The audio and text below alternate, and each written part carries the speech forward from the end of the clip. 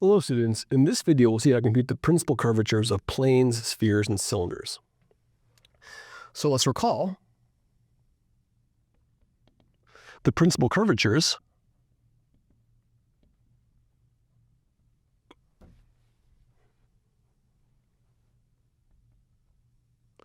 of a surface are the roots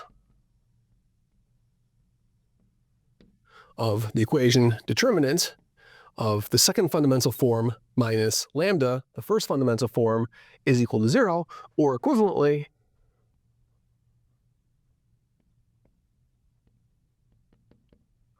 the determinant of the inverse of the first fundamental form, the second fundamental form, minus lambda, the identity, equals 0, which is, of course, is equivalent to saying that the principal curvatures are the what?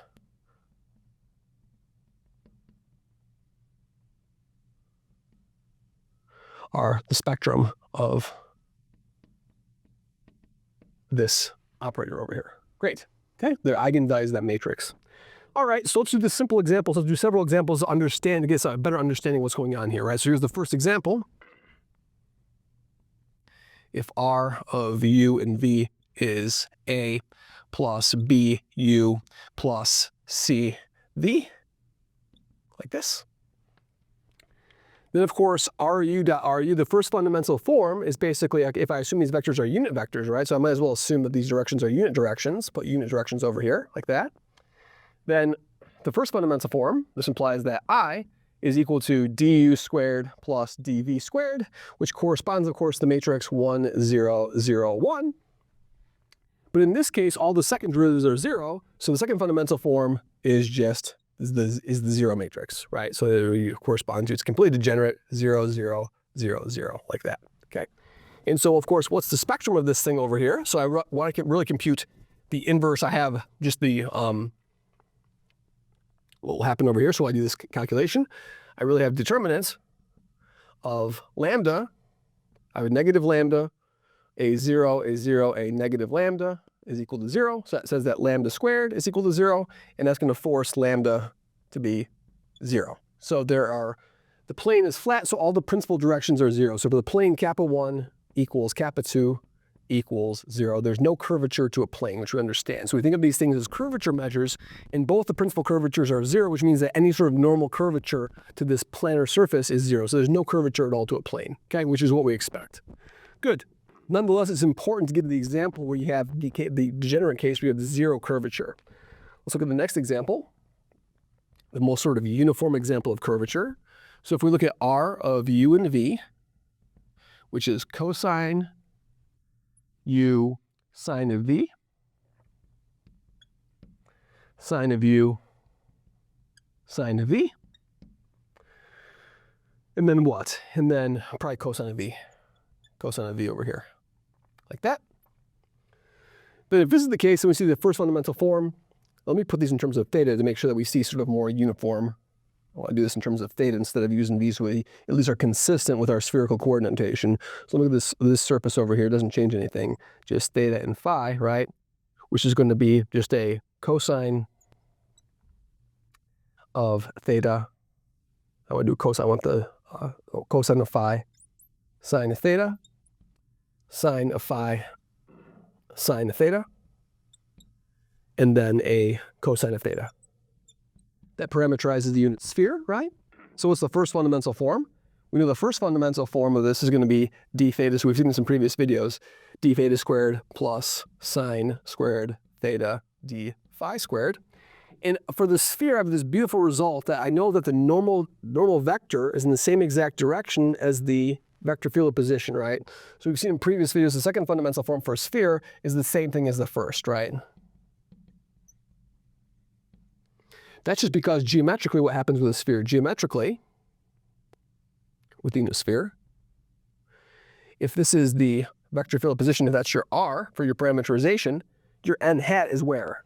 And of course, R hat, excuse me, is really R hats, right? Because it's a unit vector, it's a unit sphere. That's in the same direction as what?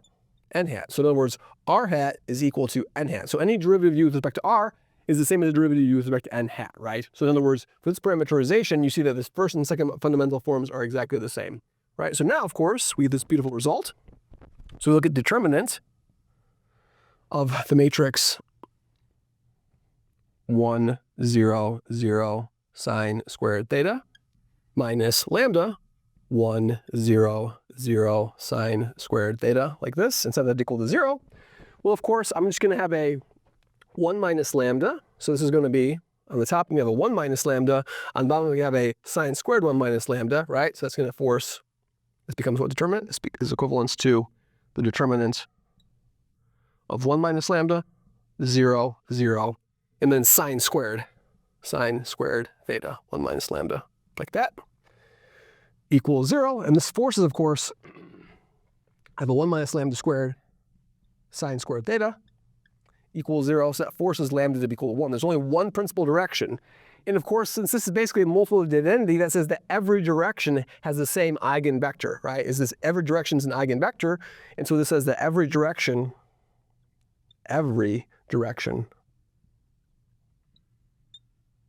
is a principal direction.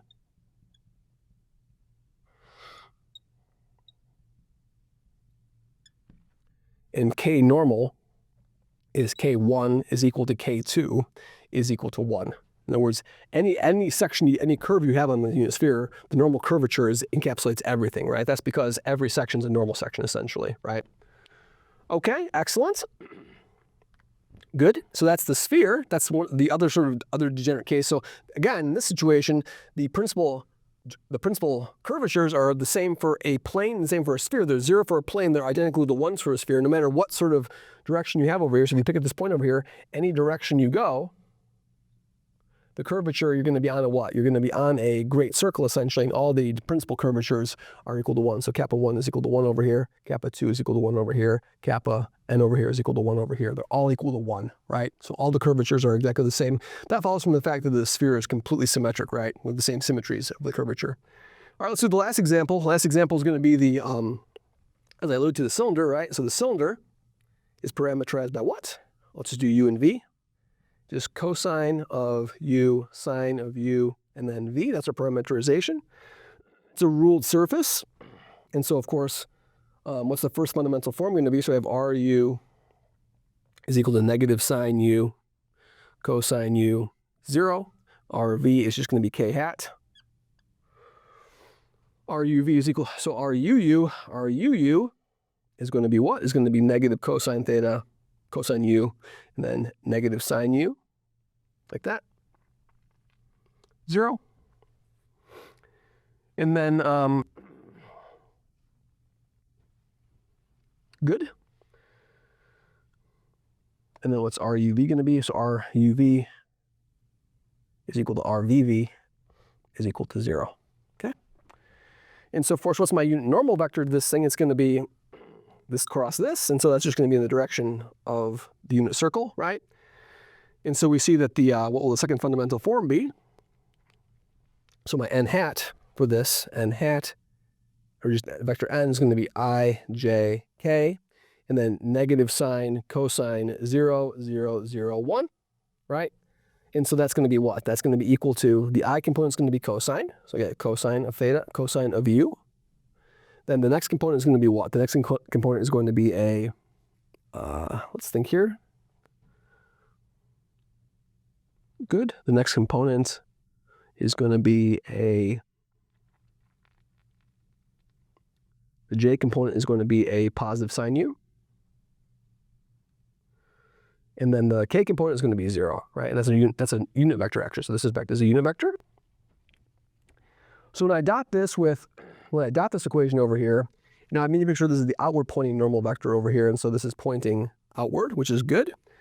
And so let's make sure RUU is correct. That's my RUU. That's good. So cosine sine, perfect. And so now, what do we have over here? We see the second fundamental form is just going to be what? So it's going to be a negative cosine squared, negative sine squared. And so up to a conformal factor, the second fundamental form is going to be just what? It's just going to be du squared, right? So up to a conformal factor, just going to be a du squared, right? Excellent. And of course, what's the first fundamental form? Actually, let's put a negative over there. And I want this to be positive definite over here. So Yeah, so that has to be positive definite, so I'm going to be proportional over there. So the first fundamental form, 1, is just going to be what? It's going to be RU dot RU is equal to du squared plus dv squared. Good? That's 1, that's 2. And so now it's our eigenvalue problem. So our solutions over it, we have the principal curvatures are going to be what? Determinants of 1, 0, 0, 0 minus lambda times 1, 0, 0, 1, like that, equals 0. And so will these principal curvature solutions be? You have a lambda minus 1 and a minus lambda. So you get lambda equals 0 for one direction. Those are the ruled directions, right? Because part of the cylinder is just straight lines. There's no curvature there.